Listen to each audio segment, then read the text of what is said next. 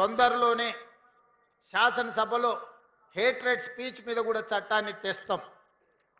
ఇతర మతాలను కించపరిచే విధంగా ఎవరైనా మాట్లాడితే చట్ట పరిధిలో వాళ్ళని శిక్షించడానికి అవసరమైన చట్టాన్ని ఈ మధ్య కాలంలోనే కర్ణాటక రాష్ట్రంలో కాంగ్రెస్ పార్టీ శాసనసభలో ప్రవేశపెట్టి ఇతర మతాలను కించపరిచే విధంగా ఇతర మతస్థులను తక్కువ చేసే విధంగా మాట్లాడితే శిక్షించే విధంగా చట్టాన్ని సవరించిండ్రు.